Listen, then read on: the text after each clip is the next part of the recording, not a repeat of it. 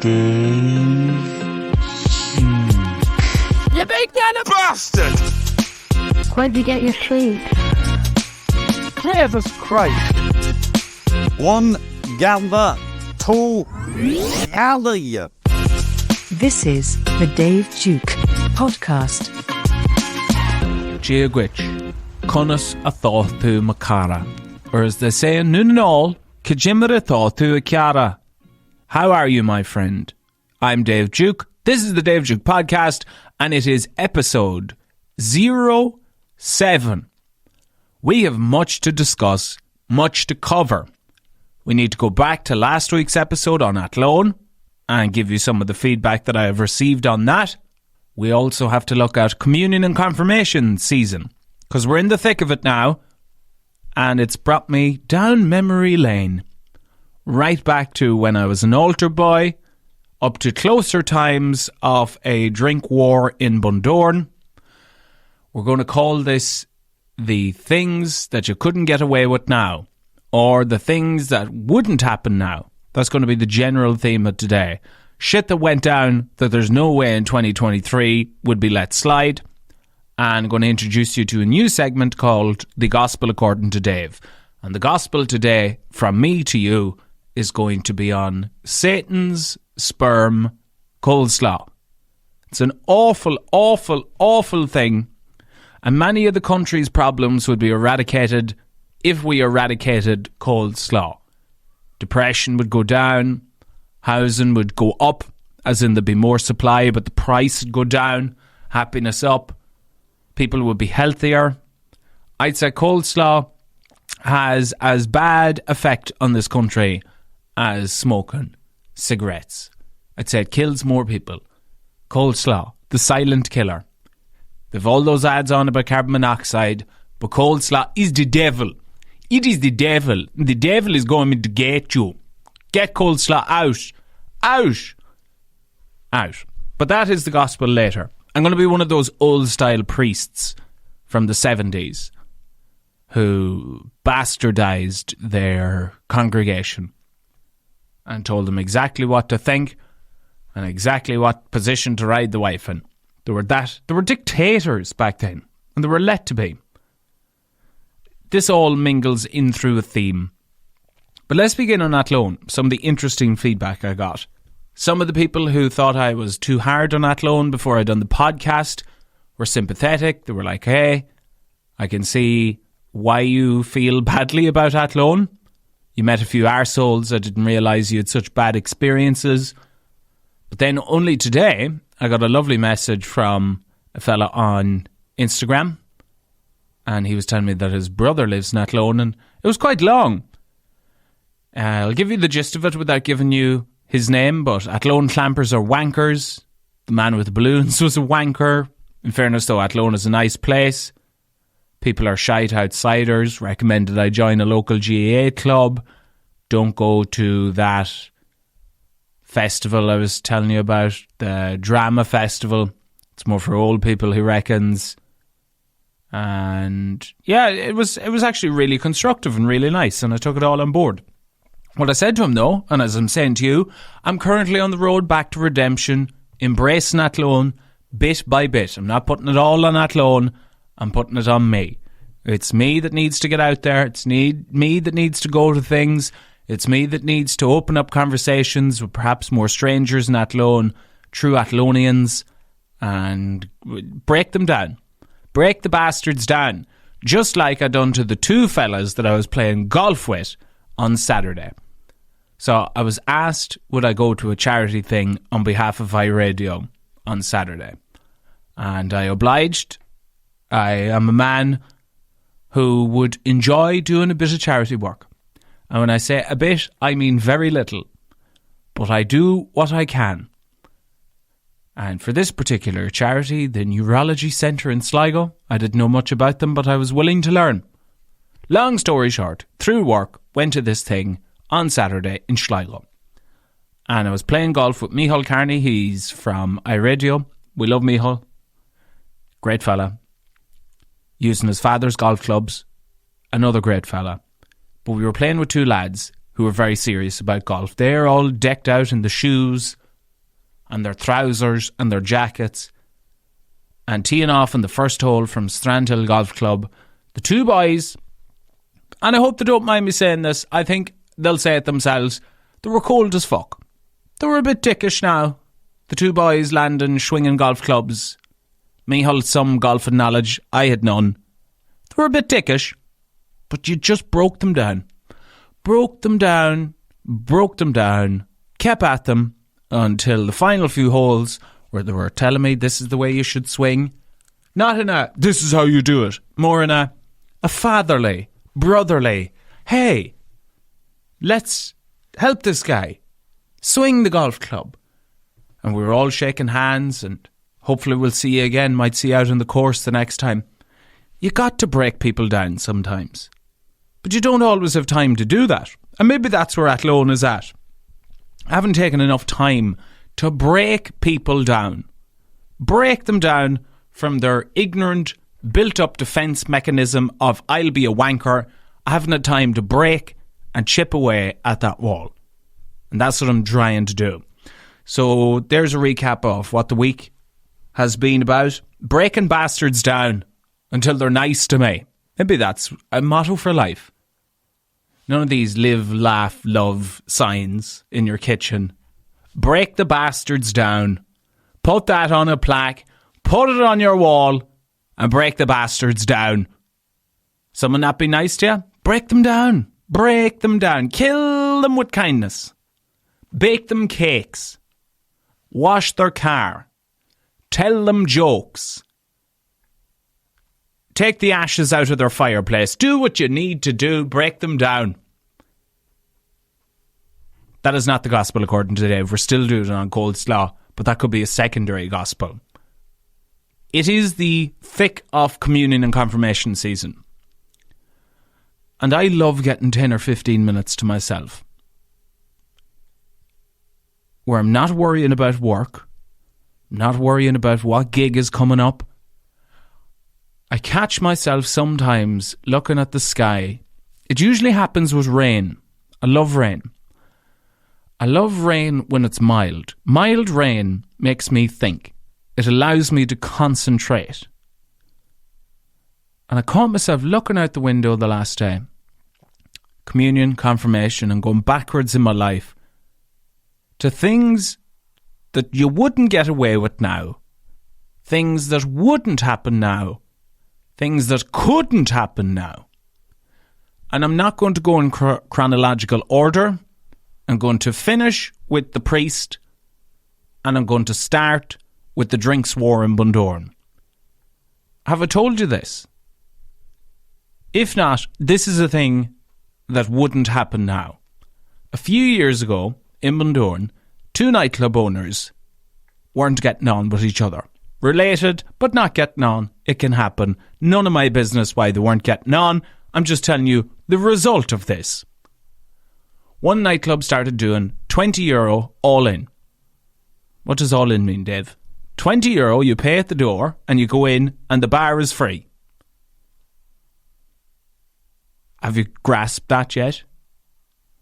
It's not €20 entry fee and then pay for your drinks. No, you give the man at the door €20 and you go in and drink as much as you can.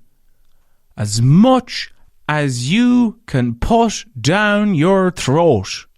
€20, no matter what. The only rule stipulated was that you weren't allowed to get triples. I think you could get doubles. I think triples are illegal for a bar person in Ireland to pour into one glass anyways. But you could go up and get 2 vodka and a Red Bull. No money changed hands because you'd paid €20 at the door.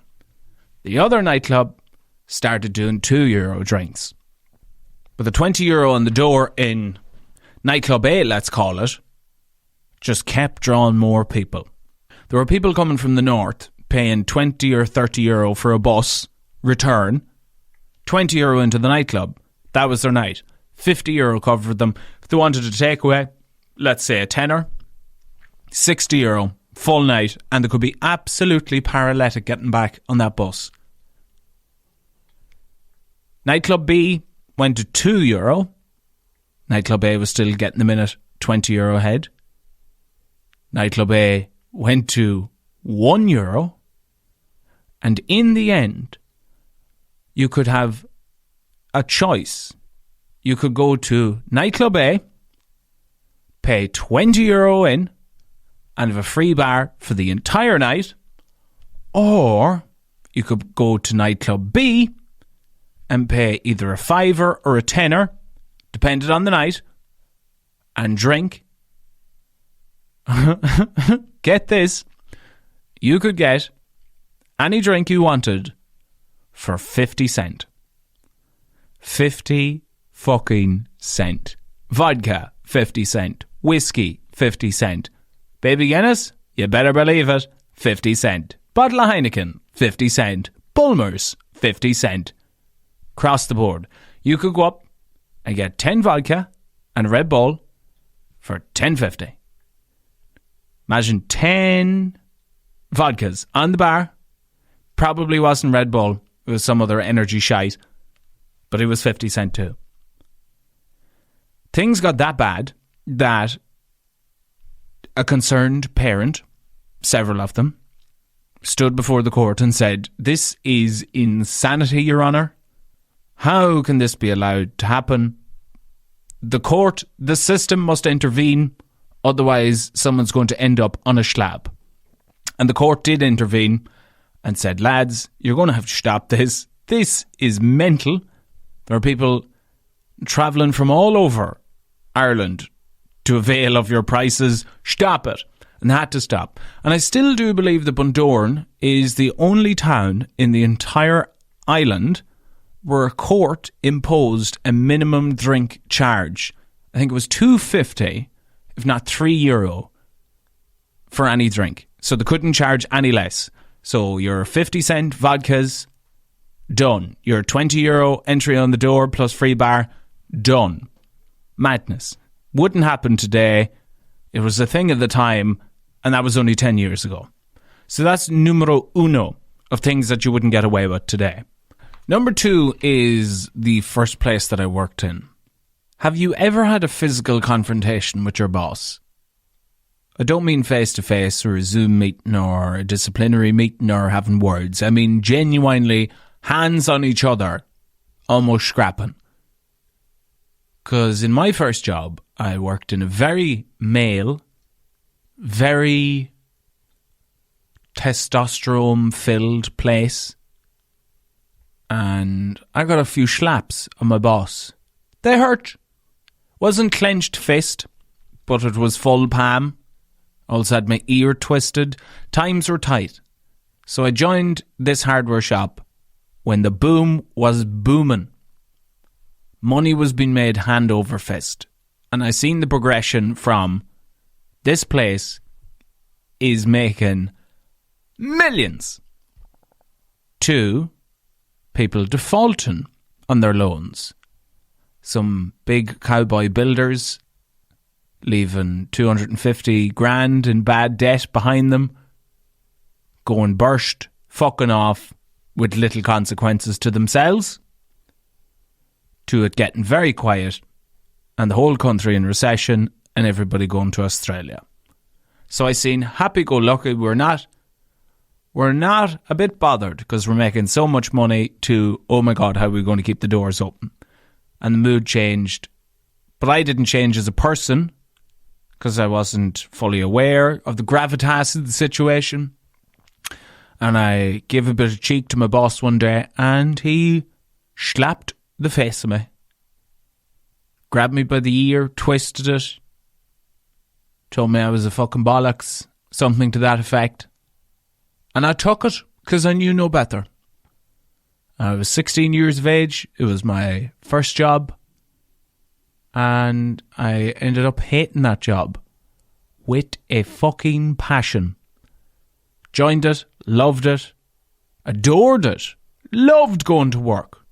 Got up every morning with a spring in my step like a fresh lamb out of the womb. Let's go, baby. To ending up dreading every single car journey into that bastarding place. You wouldn't get away with it now. You can't be baiting the young fellas for giving you a bit of cheek. Now, I'm getting on very well with this person since, and the schlap done me no harm whatsoever. This isn't a crying story of, oh my God, I was physically attacked when I was a young boy, and I'm psychologically damaged since. I think I'm entitled to compensation. No, I think the bit of slapping, the bit of roughing up done me a world of good. I'm just saying you wouldn't get away with it now. I'm just following the theme. Nothing wrong with an odd slap. It puts us right. We're not having the debate about should you be able to slap children. Probably not. But maybe an odd co-worker.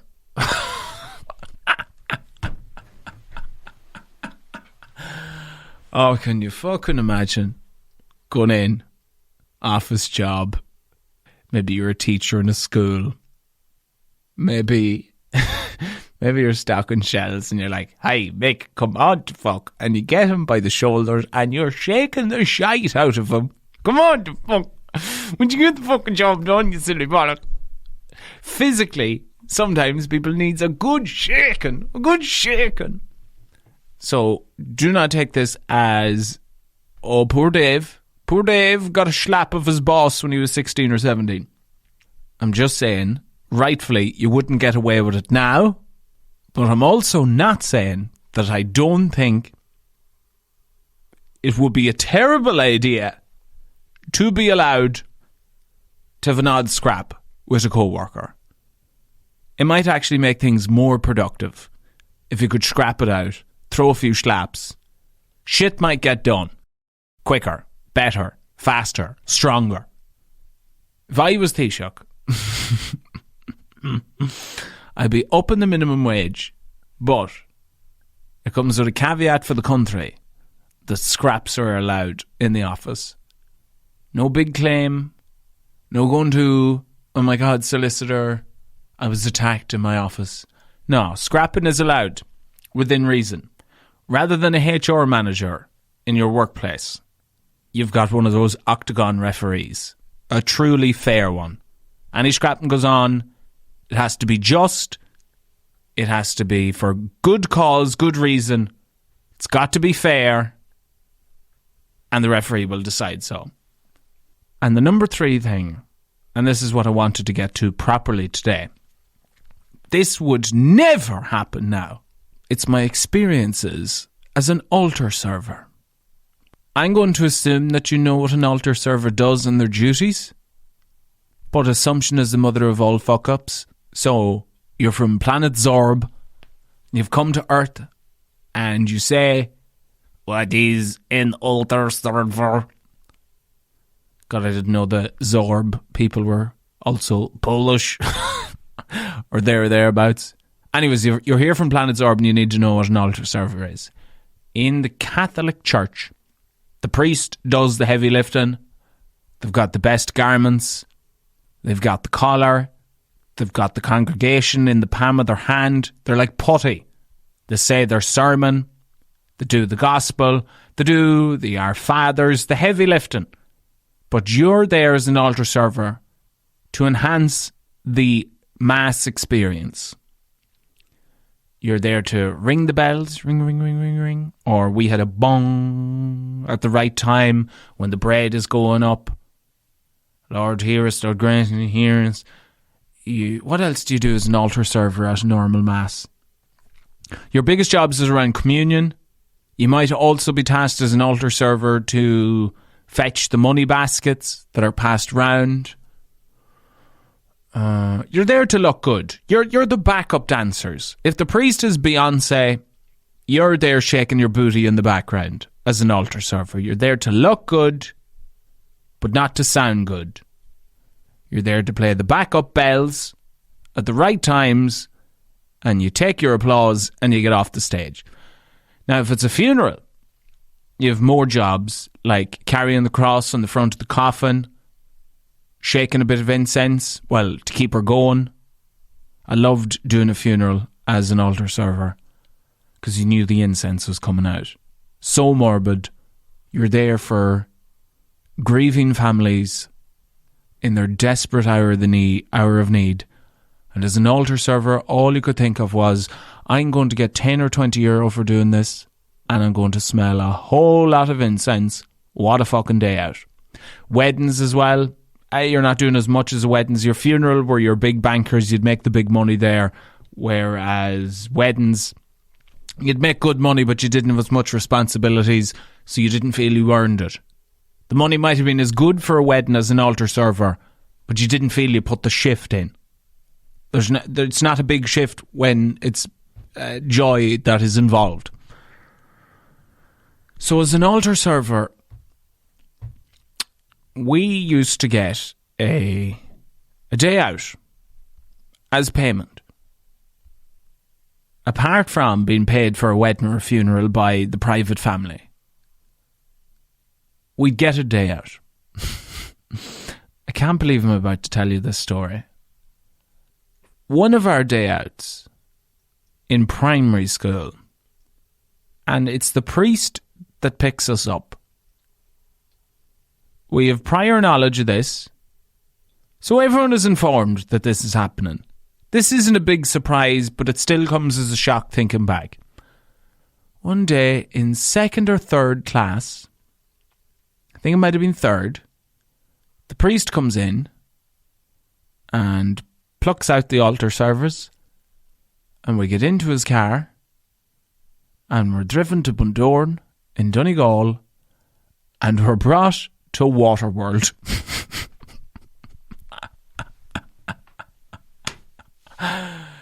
Holy fuck! Now there's something you definitely wouldn't get away with today.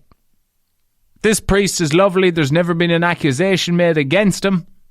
Absolutely no effing way am I saying that.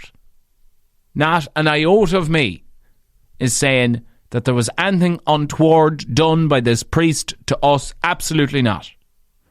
But just the optics of it, just the fact that the fact that I can say factually, hey, my first memory of Waterworld, this indoor swimming pool / theme park style thing, is the time the parish priest brought us there for serving mass as an altar server. Praise be to Jesus down the water slide. That's something you wouldn't get away with now. I don't think there's any priest in the country, possibly the world, plucking out a young boy and bringing him to Waterworld in Bundoran. Oh, priest was lovely. He bought us chicken nuggets and chips afterwards, and he drove us back to school, and we got on the school bus, and that was our day. Something you wouldn't get away with now. I know I've told some mad stories since the beginning of this podcast, but all of them are true. Every single one of them is true. I don't even need to hype up this one, do I? The priest plucked us out of a class and brought us to Waterworld. I think that's enough. If you have questions about it, I'm more than willing to field them next week's episode. But I don't think I have anything more to add. I think you're probably dying to ask me a question about Waterworld and the priest bringing us there to this swimming pool. He didn't get in himself. That might answer a lot of your questions. But for now, we shall move on from things you wouldn't get away with now. And if you have ever a story to share, you can always drop me a line. If you're sitting at work now listening to this and you're typing away at emails and you want to look all official, it's dave@daveduke.ie. Or if you're on your phone, Instagram is the best place. Mr. Dave Duke, MrDave Duke, and you can tell me your stories there. Now it's time for this. It's the Gospel According to Dave. This is going to be a weekly segment on some of my takes. It was suggested to me after giving my gospel sermon on the child identifying as a cat, shitting on the floor because they wouldn't put a litter box in the classroom. I said that's a bullshit story. I stand by it. It has not happened. It actually might have happened once in the world somewhere, but it's not happening in Derry. It's not happening in Kerry. It's not happening in Donegal or Galway. It's all an urban myth. It's a load of bullshit. So many schools over the past couple of years have had to come out and said, this is horse shit. Please stop spreading this, because it's one of those urban myths. Remember when It came out and people were like, oh my God, there's a clown running through Roscommon town. He's going to kill us all. Just paranoia, hype, load of bullshit. So after last week, someone heard that and was like, you should do a Gospel According to Dave segment. I was like, I'm going to take that idea. Thank you very much. And I'm going to begin today's sermon on coleslaw. Coleslaw is an awful, awful, awful thing. I hate the texture of it. I hate the makeup of it. And I hate the fact that it's enjoyed so much. How do you ruin a good lasagna and chips? A schlob of coleslaw.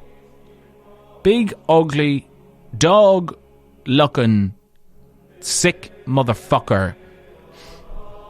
Shite, bollocks, all the descriptive. I just hate coleslaw. I hate the look of it. I hate seeing it in shops. I hate seeing drunk people with a coleslaw, cheesy curry chip falling out of their mouth, like their jaw's been broken and they've no control of it. It's a dirty thing. Dirty. Pedophiles enjoy it. And if you're not over 18, you're going to be a future pedophile if you enjoy coleslaw. And don't come at me about, you just haven't found the right one yet.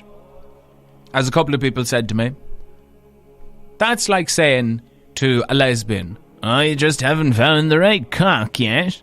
Huh? It's completely wrong. Now, I think gay people and lesbians are probably a lot more persecuted than I am in my hatred of coleslaw. Same thing though. Same thing. You can't be saying these things to people.